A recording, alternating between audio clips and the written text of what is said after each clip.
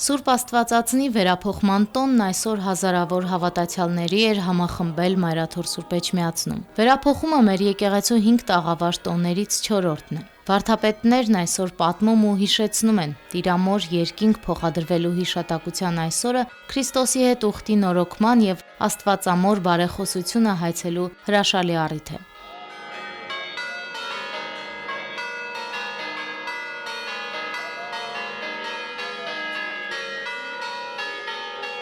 Տոնի առիթով բոլոր եկեղեցիներում տոնական սուրբ պատարագ մատուցվեց։ Մայրաթոր Սուրբ Էջմիածնում Գարեգին II ամենայն հայոց կաթողիկոսի հանդիսապետությամբ տոնական պատարագ մատուցեց Հայկազուն arczepiskopos Նաջարյանը։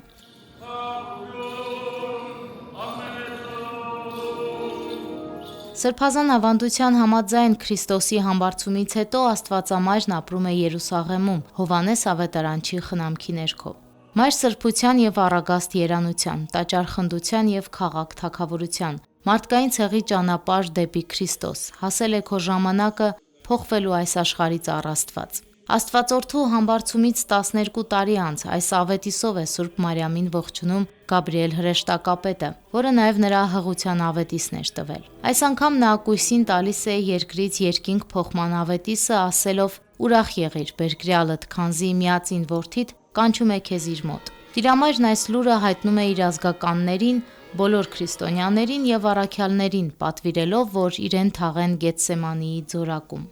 Մահվանից առաջ Սուրբ Կույսը նրանց է հանձնում կիպարիսե տախտակի վրա պատկերված իր անձեռակերտ պատկերը եւ Տիրոջից խնդրում, որ այն օրհնություն ու դարմանող զորություն ունենա մարդկանց համար։ Ավանդության համաձայն Տիրամոր պատկերը Բարդուղիմեոս առաքյալն իր հետ բերում է հայք։ Հետագայում Անձևյաց գավառում կառուցվում է Սուրբ Աստվածածին եկեղեցի, կուսանոց եւ հոգեացվանք, որտեղ էլ զետեղվում է Տիրամոր պատկերը։ Մենք մարդկային աչքերով նայում ենք մահը, սքո իրականությունը բացարձակ անվերջանալի իրականություն է թվում, բայց երբ քրիստոնյայի աչքերով ենք նայում եւ այն սպասումը, որ Աստված իր մորը փոխադրեց երկինք, մեզ եւս մեկ առիթ է, հնարավորություն է, որպեսզի մենք Տիրոջ մոր բարեխոսությամբ կարողանանք մեր փրկության ճանապարհը հարթել եւ մեզ քրիստոնյաներից հենց այդ իրականությունն էլ շրջապատում է, մենք Աստվածամոր բարեխոսությունն ենք խնդրում մեր աղոթքներում նաև եւ մեր եկեղեցուն շատ հատուկ է վերաբերմունքը Աստվածամորը, որը վկայում է նաև այսօրվա իրականությունը մեր եկեղեցական տոնացություն։ Առաջին անգամն է բախտավորություն ունենք, որ Աստվածածին Էջմիածին գտնվենք։ Մենք Լիբանան Բիգֆայայի Աստվածածին վանքի մեջ կնշենք շաբաթ երեկոյան, բադարակը գլա եւ խաղողորտնեկը նորեն հոց բազմությամբ հաջելի է Ճիշտ հոսը լալ այսօրը, այսինքն Էջմիածնի մեջ եւ տեսնել որքան հավատացյալներ դակամին իրենց հավատքին գանքուն են եւ ամուր գբային իրենց հավատքը եւ գհավադան Մայրաթորի ուժին եւ խլան եկեղեցին գողքին լան ինչպես որ եկեղեցին մեր գողքին է եւ հայրաբեդին գողքին լալ, որովհետեւ ինքն է մեր հայրը։ Միածնաէջ տաճարում պատարագիչ Սրբազան հայրը հավատացյալների հետ խոսեց Աստվածածնի վերափոխման խորհրդի, հավատքի եւ այն սիրո մասին, որը փոխհատուցում կամ վարձատրություն չի ակնկալում։ Սուրբ Կույսի կյանքն ու կերպարը ներկայացնելով որպես մայրական սիրո եւ նվիրումի բարձրագույն օրինակ, Սրբազան հայրը կանանց մայրերին պատգամեց առաջնորդվել Աստվածամոր օրինակով։ Հայկազուն Սրբազանը հորդորեց մայրերին ամեն ժամ ուշադիր լինել իրենց զավակների նկատմամբ, հոգատարությամբ ու սիրով կրթել եւ դաստիարակել, սերմանելով քրիստոնեական բարձր արժեքներ։ Աստվածամայրը մեզ համար ոչ միայն մեր բարեխոսն է, այլ հավատքի մեր բացառիկ կերպարը, մայրության այն գեղեցիկ սիմվոլը, ով իր ապրելակերպով, իր բնույթով մեզ սովորեցնում է վստահել ցանկացած իրավիճակում Տիրոջը, անգամ երբ չգիտենք ճանապարհը։ Օրինակ ծառայի մեզ այս տոնը ու մենք էլ վերափոխվենք։ Յուրաքանչյուրիս մեջ մենք յուրաքանչյուրս մեր մեջ վերափոխվենք։ Էլ ավելի դեպի Աստված։ Տիրամոր խորհուրդը մեծ է, շատ մեծ է։ Շնորհավորում եմ բոլորիս։ Տոնական պատարագի ավարտին հայրապետական թափորը մեծաթիվ հավատացյալների ուղեկցությամբ շարժվեց դեպի Սուրբ Տրթատ բաց խորան։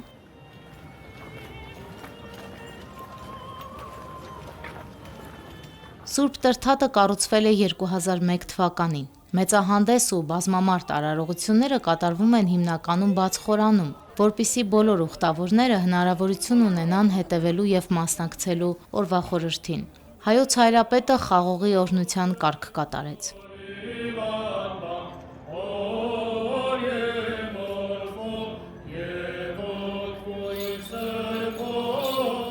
Եկեղեցական ավանդության համաձայն խաղողը մյուս պտուղներից առավել է օրհնվում, քանի որ Քրիստոս իրեն համեմատել է խաղողի որդի հետ, ասելով. «Ես եմ ճշմարիտ որդատունկը»։ Օրնեսի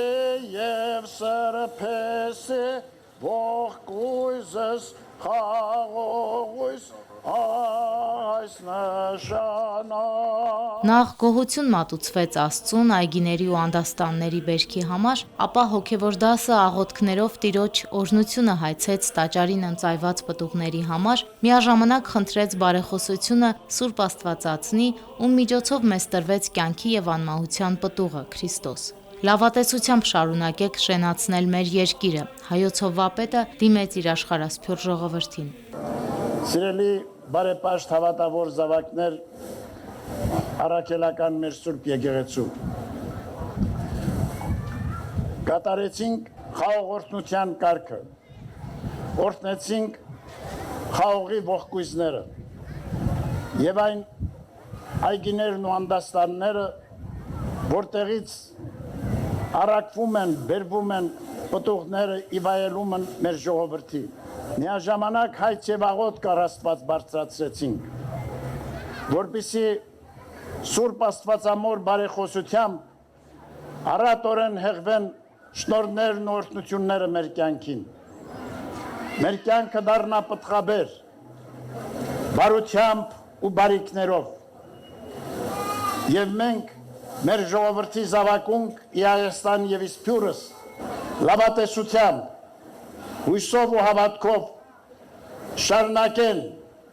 արարել, շենացնել մեր հայրենիք եւ բարոր դարձնել մեր ժողովրդի կյանքը, որպեսզի կարող լինենք մշտապես հեռու բանել ժամանակների մատուցած բոլոր փորձությունները մեզ եւ կարողանանք կերտել լուսավոր, բարոր, երջանկաբեր ապագան մեր ժողովրդի համար։ Թող Տիրոջ սերը, շնորհը եւ օրհնությունը միշտ լինեն ազգի զավակների հետ այսօր եւ հավիտյանս ամեն։